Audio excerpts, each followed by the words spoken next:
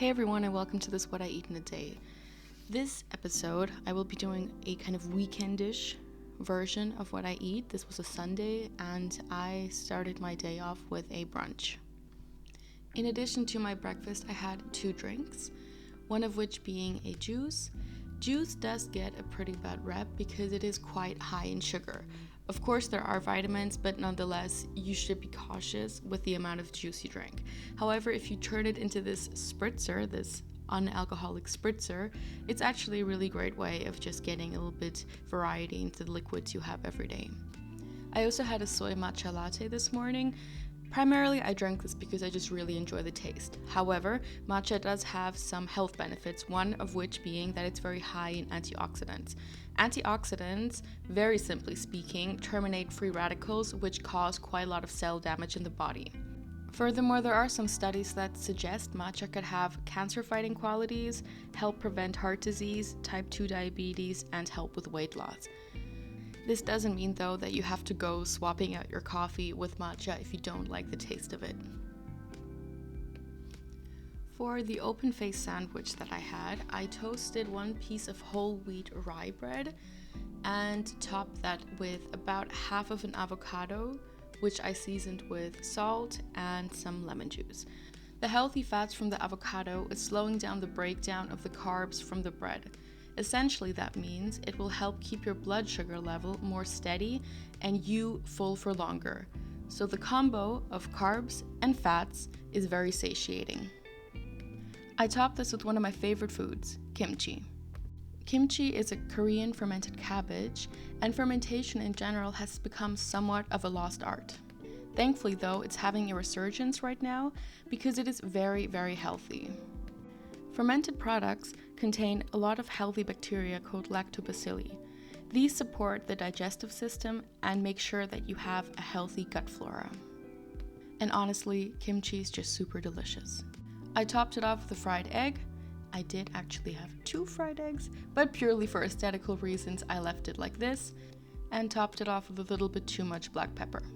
You are getting the holy trinity of the macronutrients with the carbs from the bread, fat from the avocado, and protein from the egg.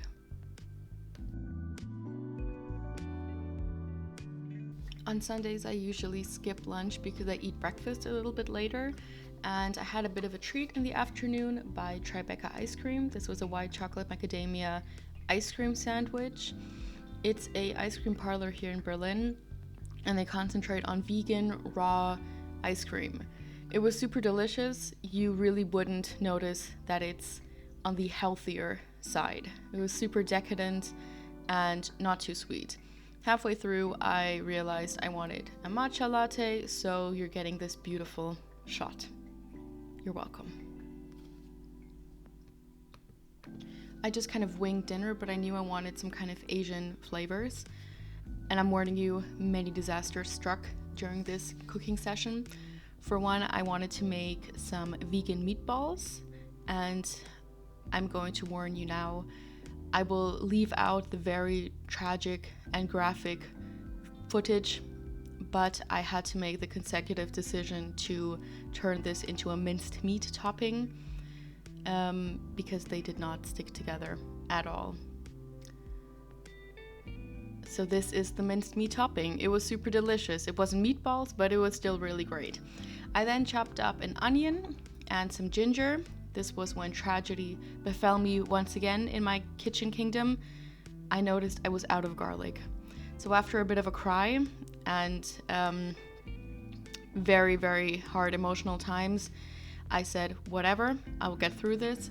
Cut up the carrots, cut up the zucchini, and cut up about 100 grams of mushrooms, and went on with my quest of a delicious Asian-inspired, Korean-inspired, really, dinner. I then fried off the onions and the garlic in a little bit of oil and seasoned these with some salt. And when they started becoming aromatic, I added about half a teaspoon of gochujang, which is also a fermented bean and chili paste. Then added a whole can of full-fat coconut milk, about 300 milliliters of water, and I noticed it wasn't spicy enough, so I added a bit more, and I also added some more salt. It always seems like I'm adding excessive amounts of salt, but this salt shaker really just isn't very good. I'm not currently living in my own kitchen, so I have to deal. Anyway, I added half of a lemon, and I added all of the veggies into this.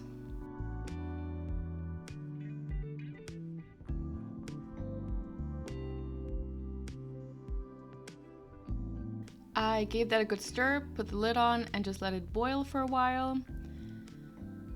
Once again, another tragedy befell me. I got distracted, and I forgot the veggies. They were fine, but a little bit overcooked. Can happen to the best of us.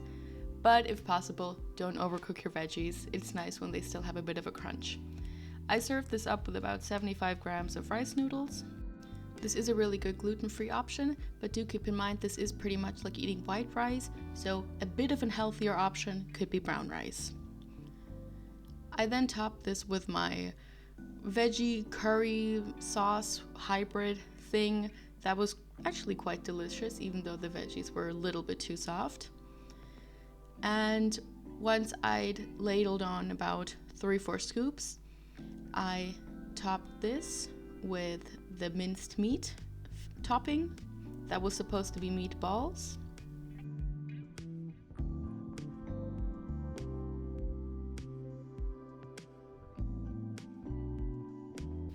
I added some sweet corn.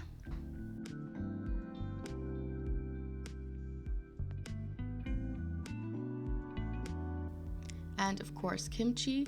If kimchi's in the house, it's going on everything. That ice cream sandwich can count itself lucky that it was not topped with kimchi.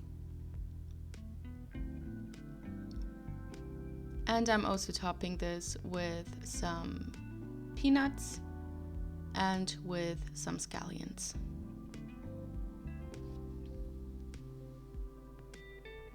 This wasn't the prettiest meal I'd ever made, but it was really yummy, super flavorful, and there was enough for lunch the next day, and honestly it tasted even better the next day when all the rice noodles had soaked up the sauce.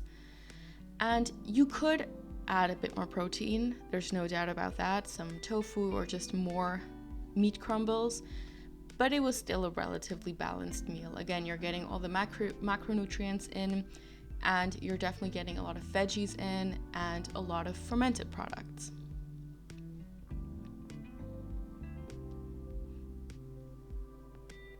For a late night snack, I had some of these matcha lime chocolates. Usually this would not be something I go for, but it was a free gift from the matcha shop where I bought matcha that weekend. Thank you for watching. I hope you subscribe, comment, and I hope to see you next time. Bye!